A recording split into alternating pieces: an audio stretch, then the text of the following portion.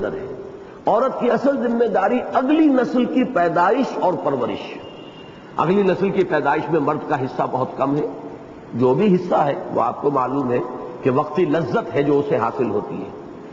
عورت کے لیے اب وہ 9 مہینے کا حمل ہے جس کے بارے میں قرآن مجید میں فرمایا گیا حملتہ امہ وہنا علی وہن وفصالہ فی عامین۔ اب 9 مہینے تو اس نے اٹھایا ہے اور جونک کی طرح جو ہے اندر وہ اس کی توانائیوں کو چوستا رہا ہے، اور پھر یہ کہ 2 سال اور پھر اس کو اپنی توانائیاں جو ہے اپنی چھاتیوں سے اپنے دودھ کی شکل میں اس کی غذا کے طور پر اس نے فراہم کی ہے۔ لہذا عورت کے ذمے ہے اگلی نسل کی پیدائش اور پھر اس کی پرورش، پھر اس کے لیے بنیادی جو اس کی تعلیم گاہ ہے، درس گاہ ہے، تربیت گاہ ہے، وہ بھی ماں کی گود ہے۔ یہ ذمہ داریاں اتنی عظیم ہیں کہ اس کے لیے ضرورت ہے اس بات کی کہ عورت کو جو دوسری ذمہ داریاں ہیں دنیا کی، معاش کی ذمہ داری ہے، دفاع کی ذمہ داری ہے، جو کٹھن کام ہے معاشرے کے اور تمدن کے ان کی ذمہ داریاں ہیں، ان سے اسے اب یہ انصاف کا تقاضا ہوگا، عدل کا تقاضا ہوگا، یہ قسط کا تقاضا ہوگا کہ ان کا بوجھ اس پر نہ ڈالا جائے اور اسے ایک تحفظ عطا کیا جائے۔ گھر کی 4 دیواری کے اندر یہ گھر کی ملکہ بن کر رہے، یہ گھر کا چراغ بنے، شمع محفل نہ بنے، چراغ خانہ بنے۔ یہ ہے در حقیقت اسلام کا نظام، اور اس میں پھر اسلام نے 2 قسم کے پردے عورت کے لیے لازم کر دیے۔ ایک پردہ وہ ہے کہ جو گھر کے اندر بھی ہے، محرموں سے بھی ہے، وہ پردہ ہے جسے ہم ستر کہتے ہیں کہ عورت کا پورا جسم مستور رہنا چاہیے، چھپا رہنا چاہیے، ملبوس رہنا چاہیے، لباس میں ہونا چاہیے، سوائے چہرے کی ٹکیا اور پہنچوں سے آگے ہاتھ اور ٹخنوں سے نیچے پاؤں، باقی سارا جسم ستر ہے۔ اس سے آگے جسم صرف کھل سکتا ہے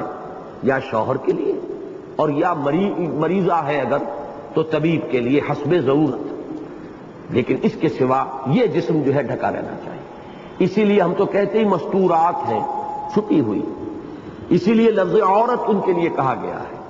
عورت وہ چیز ہے کہ جس کی حفاظت کی ضرورت ہے اور جس کے لیے کہ خصوصی اہتمام کی ضرورت ہے۔ تو یہ بات نوٹ کر لیجئے کہ یہ ستر بھی در حقیقت ایک پردہ ہے، لیکن یہ پردہ گھر کے اندر کا پردہ ہے، اور یہ پردہ محرموں سے بھی ہوگا، یعنی ماں کے جسم کا بھی کوئی حصہ بیٹے کی نگاہ میں نہیں آنا چاہیے سوائے ان 3 حصوں کے۔ بہن کے جسم کا بھی کوئی حصہ بھائی کی نگاہ میں نہیں آنا چاہیے۔ اب اس سے زیادہ تو قریبی محرم اور کوئی نہیں ہے کہ بہن کے لیے بھائی، ماں کے لیے بیٹا، یا کسی عورت کے لیے اس کا باپ، اس سے قریب تر تو کوئی محرم نہیں ہے، لیکن یہ کہ ان کے لیے بھی، ان کے سامنے بھی عورت اس طریقے سے آئے گی کہ سوائے ان 3 چیزوں کے کوئی اور شے جو ہے کھلی ہوئی نہ ہو۔ یہ ہے پردہ جو محرموں سے ہے اور گھر میں بھی ہوگا، اور دوسرا پردہ جو ہے غیر محرموں سے ہے اور گھر کے باہر جاتے ہوئے ظاہر بات ہے، کیونکہ خود بخود معلوم ہے کہ محرم جو ہے نامحرم سامنے آئیں گے تو پھر وہ اضافی پردہ ہے جس کو ہم حجاب کہتے ہیں۔ وہ حجاب جو ہے وہ چہرے کے اوپر اپنی چادر کو آگے لٹکا لینا، یا اسی نے پھر تمدنی جو تقاضے ہیں ان کے تحت برقعے کی شکل اختیار کی۔ برقعے کی بھی کوئی ایک صورت نہیں ہے، کبھی اس کی کوئی اور شکل تھی، پھر کوئی اور شکل بدل گئی، اس میں ترمیم ہو سکتی ہے۔ اس لیے کہ چادر کو اگر عورت اس طریقے سے تھامے گی تو اس کا ایک ہاتھ تو کم سے کم رک جائے گا۔ اگر تو ویسے ہی چادر کو صرف ایک دوپٹے کی طرح ڈال لینا ہے اپنے اوپر تو بات اور ہے، لیکن یہ کہ چادر جو ہے اس کے اور دوپٹے کے درمیان زمین و آسمان کا فرق ہے۔ دوپٹہ گھر میں استعمال کرنے کی شے ہے، اور سورہ نور میں فرمایا گیا کہ وَلْيَضْرِبْنَ بِخُمُرِهِنَّ عَلَى جُيُوبِهِنَّ، چاہیے کہ وہ اپنے دوپٹوں کے بکل اپنے گریبانوں پر یعنی اپنے سینے کے اوپر مار لیا کریں، اس لیے کہ یہ عورت کا سینہ جو ہے یہ ایک اضافی حسن ہے، اس کا نسوانی حسن، صرف کرتے سے وہ چھپتا نہیں ہے۔ کرتا کتنا ہی ڈھیلا ہو، وہ جو بھی ابھار ہے سینے کے وہ نمایاں ہوں گے، لہذا اضافی جو ہے وہ دوپٹے کا بکل ہے۔ تو گھر میں جو لباس عورت کے لیے اسلام نے تجویز کیا ہے اس میں قرآن مجید کی نص ہے وَلْيَضْرِبْنَ بِخُمُرِهِنَّ عَلَى جُيُوبِهِنَّ، اور یہ خمار کی جمع ہے، خمار کہتے ہیں اوڑھنی کو، اور جو سورہ احزاب میں آیا ہے وہ گھر سے باہر کا پردہ ہے، وہاں یہ آیا ہے یدنین علیہن من جلابیبہن، جلباب کہتے تھے اس لمبی بڑی چادر کو جس میں کہ عورت پوری طرح لپٹ کر باہر نکلتی تھی،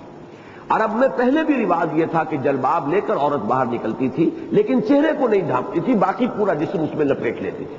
اسلام نے صرف اضافی اس کے اندر یہ حکم دیا کہ وہ اپنے اس جلباب کا ایک حصہ وہ اپنے چہروں کے سامنے بھی لٹکا لیا کریں۔ یہی چیز ہے کہ جس نے بعد میں برقعے کی شکل اختیار کی۔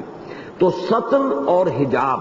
پردہ یعنی سطر اور حجاب، ان الفاظ کو نوٹ کیجئے، پردہ یعنی سطر اور حجاب، کہ پردے ہی کی یہ دو شکلیں ہیں، سطر بھی اور حجاب بھی، کہ شرعی احکام کے نفاذ سے خواتین کی نسوانیت اور عزت و وقار کو کامل تحفظ حاصل ہوگا، اور اسلام کے حافظ ناموس زن مرد آزما مرد آفری، یہ وہ مصرع آ گیا یہاں پر، پتہ نہیں آپ کے پاس ہے یا نہیں، یہ اس خاندانی نظام کے تحت خواتین کو معاشی کفالت کی پوری ضمانت حاصل ہے۔ یہ دوسرا اصول ہے۔ کوئی ایمرجنسیز تو ہو سکتی ہیں، خاص ہی کوئی ایسے حالات ہوں کہ جن میں عورت کو بھی کام کرنا پڑے، کوئی عورت بیوہ ہو گئی ہے، بچے ہیں، اب وہ دوسری شادی بھی نہیں کرنا چاہتی، بچوں کو پالنا چاہتی ہے، وہ اگر کوئی کام کرے تو اس کے اندر کوئی حرج نہیں، اس کے لیے بعد میں آ جائے گا معاملہ کہ اس کے لیے وہ گھر میں رہ کر کام کر سکتی ہے تو سب سے اعلیٰ ہے، یا یہ ہے کہ اسلامی ریاست کے زیر اہتمام ایسا انتظام کیا جائے کہ کوئی ایسے انڈسٹریل یونٹس ہوں کہ جن میں عورتیں ہی کام کریں اور عورتیں ہی وہ کام لینے والی ہوں، سپروائز کرنے والی ہوں، اور وہاں پہ ورکنگ آورز بھی کم رکھے جائیں، اس لیے کہ ایک عورت گھر کا کام کاج کر کے ظاہر بات ہے 8 گھنٹے کی شفٹ جو ہے وہ کہیں اس کی ذمہ داری نہیں نبھا سکتی۔ یہ ساری چیزیں ہو سکتی ہیں، ورکیبل ہیں، بشرطے کہ انقلاب آ چکا ہو اور اختیار ایسے لوگوں کے ہاتھ میں ہو جو اسلام پر یقین رکھتے ہوں اور ان احکام کو وہ نافذ کرنے کو اپنے دین و ایمان کا تقاضا سمجھتے ہیں۔ بہرحال اصولی طور پر استثنائی حالات کو علیحدہ رکھتے ہوئے اسلام میں معاشی کفالت کی ذمہ داری مرد پر ہے، مرد آزما، یہ ذمہ داری مرد پر ڈالی گئی ہے۔ اس نے چیلنج قبول کیا ہے، اس نے اپنا گھر آباد کیا ہے، اس نے ایک عورت کو اپنی 4 دیواری کے اندر لا کر بسایا ہے، اب اس کے ذمے ہے اس کی معاشی کفالت، اور جو بھی اولاد ہے وہ بھی اسی کی ذمہ داری ہے اس کی معاشی کفالت۔ عورت کو اس سے بالکل آزاد کیا گیا تاکہ وہ پوری یکسوئی کے ساتھ آئندہ نسل کی تربیت کے فرائض بہترین طریقے پر سر انجام دے سکے۔ یہ میں پہلے ہی عرض کر چکا ہوں کہ اصل میں یوں ہم تقسیم کر سکتے ہیں کہ مردوں کے ذمے حال ہے، عورتوں کے ذمے مستقبل ہے۔ ہر قوم کا مستقبل تو وہ آئندہ نسل ہے جو آگے پروان چڑھ رہی ہے، اور جو اس وقت مرد ہیں ان کے ذمے ہے حال، اس وقت ملک کا تحفظ، آزادی کا تحفظ، قوم اور وطن کی عزت اور وقار کی حفاظت، یہ ساری ذمہ داری جو ہے معاشی معاملات میں خود کفیل ہونا، نہ صرف یہ کہ انفرادی طور پر وہ خود کفیل ہو بلکہ پورے ملک کو بھی خود کفیل بنائے اور اس کے لیے سارے چیلنج جو ہے اقتصادی اور معاشی ان کو قبول کرے، یہ حال جو ہے یہ مرد کے ذمے ہے، لیکن مستقبل ہے کسی قوم کا جو آئندہ نسل ہے۔ اس کے ضمن میں بھی میں نے علامہ اقبال کا ایک شعر جو ہے وہ کوٹ کیا ہے، بطول باش و پنہا شو ازیں عصر کہ در آغوش شبیر بگیری، بڑا پیارا شعر ہے۔ مسلمان خاتون سے خطاب کر کے علامہ اقبال کہتے ہیں، اور میں نے یہ اپنے اس خطبے میں بھی جو آج سے 3 سال قبل میں نے یوم اقبال پر دیا تھا الحمرا آڈیٹوریم میں، اس میں وضاحت کی تھی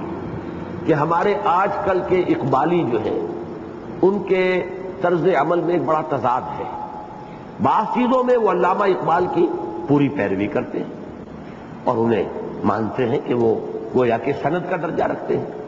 لیکن پردے کے معاملے میں یہ بہت بڑا تضاد ہے کہ علامہ اقبال کے جو نظریات ہیں ان کو عملاً اختیار کرنے کو تیار نہیں۔ علامہ اقبال نہایت متشدد تھے پردے کے معاملے میں، نہ صرف علامہ اقبال بلکہ سر سید احمد خان مرحوم وہ بھی انتہائی متشدد تھے۔ ان کا واقعہ تو میں پڑھ کر حیران رہ گیا کہ ذرا تصور کیجئے، پچھلی صدی کا آخری، آج سے تقریباً 100 برس پہلے جائیے، تب وہ جو حالات تھے، نیا نیا انگریز آیا ہے، نئی نئی اس کی حکومت قائم ہوئی ہے، اس کا رعب ہے، دبدبہ ہے، اور لیفٹیننٹ گورنر جو تھا یو پی کا اس وقت، اس نے کہا کہ میری بیگم آپ کے گھر جانا چاہتی ہیں، آپ کی خواتین سے ملاقات کرنا چاہتی ہیں۔ سر سید احمد خان کا جواب تھا کہ نہیں جناب، ہماری خواتین کو غیر عورتوں سے بھی پردہ کرنے کا حکم ہے۔ اور واقعہ یہ ہے کہ سورہ احزاب میں بھی اور سورہ نور میں بھی جہاں محرم محرموں کی فہرست آئی ہے، وَنِسَائِهِمْ آیا ہے، وَنِسَائِهِنَّ ان کی اپنی عورتیں، جو غیر عورتیں ہیں جن کے بارے میں